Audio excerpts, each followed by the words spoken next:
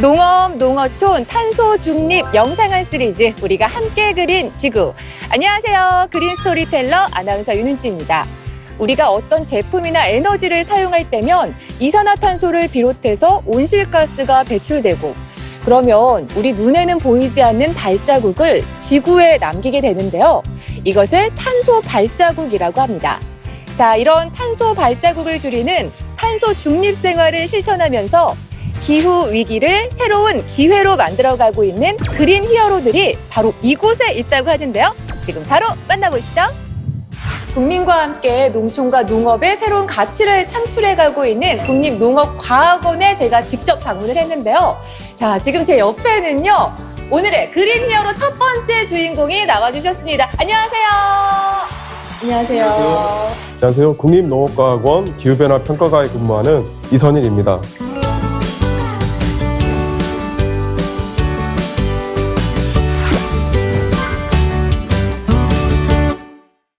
네, 박사님, 사실 제가요, 탄소 중립 시대를 위해서 앞장서고 계시는 우리 그린 히어로 분들을 만나러 왔어요. 그런데 아무리 생각해도 이 탄소 배출하고 이 농업하고 어떤 관련이 있을까? 이게 참 의아하거든요. 농업은 인류에 식량을 공급하는 가장 중요한 역할도 하지만 네. 식량을 생산하는 과정에서 일부 온실가스원이 만들어지고 배출이 되는 배출원으로 분류가 되고 있습니다. 이 온실가스라고 하면 이렇게 운전하는 뭐 석유나 뭐 석탄 이런 거가 탈 때 나오는 게 온실가스 아니었어요? 예, 많은 분들이 그렇게 생각합니다. 네. 하지만 농업에서 배출되는 온실가스는 저희가 이제 벼를 재배할 때 논에 퇴비 등의 유기물을 공급을 하는데요. 네. 물을 넣는 담수를 하기 때문에 산소 공급이 원활하지 않아서 이러한 유기물들이 토양 미생물에 의해 현미적인 분해를 통해서 온실가스인 메탄이 배출이 됩니다. 와, 농업에서 이런 가스들이 온실가스가 나온 거는 진짜 충격적인데 전혀 생각하지 못했거든요. 농업뿐만 아니라 네. 우리나라 전 분야의 총 온실가스 배출량은 2018년 기준 네. 약 7억 2,700만 톤으로 평가가 되고 있고요. 30여 년 전보다 약 150% 증가를 하였습니다. 30년 전보다 150%요? 그럼 네. 엄청난 거 아니에요? 그래서 전 세계 기준으로 평가를 해보았을 때에는 우리나라의 온실가스 배출량이 11번째로 높은 것으로 평가가 되고 있기에 위에서부터 11등? 그게 예. 상위권이 좋은 게 아니죠. 지금 칭찬하는 거 아니죠. 그죠? 예. 그래서 정부에서는 2030년까지 2018년의 배출량 대비 40% 줄이는 목표를 제시를 하였고요. 적은 숫자가 아니거든요, 진짜. 네, 이제 농업은 인류의 식량을 공급해야 되기 때문에 지속적으로 생산을 해야 되겠고 또한 생산하는 과정 중에서 온실가스가 배출이 되기 때문에 이 숫자의 감축 목표를 달성하기 위해서는 현실적으로 상당히 많은 어려움이 있는 게 사실입니다. 따라서 온실가스를 줄일 수 있는 감축 기술을 개발하고 이 중 가장 대표적인 게 저탄소 농업 기술이 되겠습니다. 저탄소 농업 기술. 이게 직관적으로 딱 느낌이 오네요. 탄소를 조금 배출하는 농업 기술. 뭐 그런 뜻일까요? 농산물을 생산하기 위해 투입되는 비료나 에너지를 줄이거나 또한 생산하는 과정 중에 배출되는 온실가스를 줄이는 영농 활동 기술을 뜻하고요. 네. 지속적으로 개발하고 농가 현장에 보급하기 위해 다양한 그리고 보급을 확산하기 위한 여러 방법들을 지속적으로 연구를 하고 있습니다. 와, 이게 지금 우리 그린 히어로 박사님께서 지금 다 하고 계신 일이라는 말씀이시잖아요. 그렇죠? 야, 너무 좋습니다. 사실 이런 연구들도 중요하지만요. 무엇보다 중요한 게 이런 좋은 기술들을 농가에서 실제로 이제 이용을 하시고 접목해서 사용하시는 게 또 중요할 것 같아요. 네, 맞습니다. 그래서 그런 노력들을 저희 연구원분들도 하고 있고요. 네. 그뿐만 아니라 바로 이런 분들이 필요합니다. 이런 분들이 바로 이런 분들이 필요합니다. 이런 분들이 혹시 그분이실까요? 저희가 궁금해하는 두 번째 히어로 분이 나와 계신가? 네, 불러보도록 하겠습니다. 나와주세요. 히어로, 그린 히어로. 반갑습니다.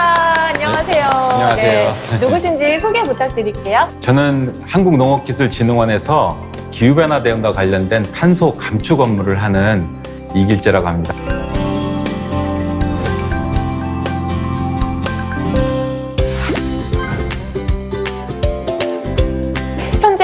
한국농업기술진흥원에서 근무 중이신 거잖아요. 네. 그곳이 어떤 일을 하는 곳인가요? 네, 저희 한국농업기술진흥원은 민간이나 대학 그리고 농촌진흥청에서 개발된 농업기술을 보급하고 활성화하는 업무들을 하고 있는데요. 그 아까 말씀해 주셨던 저탄소 농업기술이란 것을 민간에 보급을 하고 그걸 확산하는 업무를 하고 있습니다. 네. 그러니까 박사님이 만들어 주시면 그 기술을 팀장님께서 예. 실제로다가 이제 그렇죠. 농가분들께 그렇죠.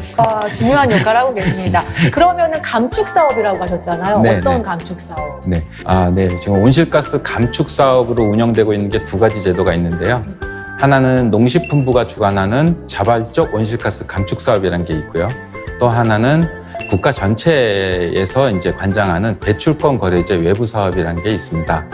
그래서 이 온실가스 감축 사업에 참여하고 싶은 농가는 이제 저탄소 농업 기술을 적용을 해서 감축 활동을 해야 되는데, 이런 감축 활동은 아까 우리 이선일 박사께서 말씀하신 논에서 나오는 메탄을 줄이는 거, 밭에서 나오는 아산화질소를 줄이는 거, 그다음에 농기계를 쓰거나 하우스 난방을 하거나 할 때 에너지를 줄이는 사업들, 이런 것들이 다 이제 기술로서 등록이 되어 있는데, 총 지금 현재까지는 한 16개 정도 기술이 등록이 되어 있어요. 저희 진흥원의 홈페이지에 오시면 자세히 아주 다 나와 있습니다. 사실 이렇게 환경을 생각해서 탄소 배출을 줄이는 것도 물론 중요하지만 또 우리 농민분들 입장에서는 또 소득도 무시할 수가 없잖아요. 농업농촌 자발적 온실가스 감축 사업은 우리 농업인이 온실가스를 줄이면 온실가스 줄인 이제 1톤당 10,000원씩 오. 이제 직접 돈을 줍니다. 인센티브로. 네. 온실가스 1톤을 만들기 위해서는 등유를 기준으로 했을 때 한 400리터 정도를 때우면은 온실가스 1톤이 발생을 합니다. 그리고 이 400리터의 가격은 한 30만 원에서 40만 원 정도 수준이 돼요.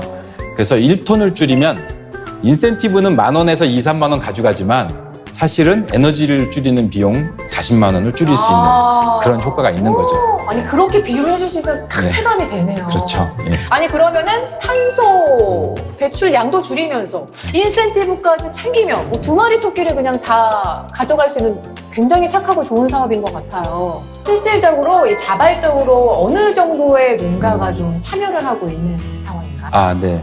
지금 농업농촌 자발적 온실가스 감축 사업은 지금까지 한 760여 농가가 참여를 해서 매년 한 15,000톤씩 줄여나갑니다. 그러니까 인센티브도 1억 5천만 원 정도가 이제 매년 지급이 되고요. 농가분들의 어떤 반응이나 느낌은 어떠실까요? 그렇게 쉬운 사업은 아니에요. 우리 농업인들이 온실가스 감축이다 하는 그 단어부터 일단 익숙하지가 않습니다. 우리가 친환경 농업이라고 해서 우리 퇴비를 주지 않습니까? 네. 사실은 퇴비를 주는 것은 자원순환의 개념에서는 상당히 좋은 개념입니다. 네. 다만 이걸 과도하게 주게 되면은 이것 퇴비도 질소원이기 때문에 질소가 아산화질소가 많이 나오게 돼요. 내가 퇴비를 주는 친환경 농업인이라고 생각하시는 분들은 환경에 도움이 된다고 생각하지, 저도 그렇게 생각했어요. 온실가스를 배출한다 절대 생각 안 합니다. 와. 물론 우리 식량 생산과 먹거리 생산 굉장히 중요한 산업이지 않습니까? 그렇죠. 반드시 해야 되는 거고, 다만 이걸 할 때 환경에 위해성을 가할 수도 있다 하는 그런 인식을 갖고 이런 어떤 분뇨를 통한 어떤 환경 오염이라든가 이런 것들도 전부 줄일 수 있게끔 하는 그런 인식하에 출발을 해야 소득도 되고 그다음에 내가 환경도 지키고 하는 그런 활동을 할 수 있지 않을까 이렇게 네. 생각합니다. 자, 그래서 저희가요, 이번에는요, 정말 탄소 배출 저감을 몸소 실천하고 계신 농가를 직접 다녀와 봤습니다. 화면으로 만나보시죠.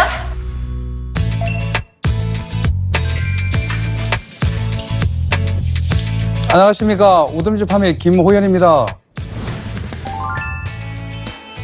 저희 우듬지 팜은 35,000평 정도를 1년 연중 내내 도마도를 생산하고 있습니다.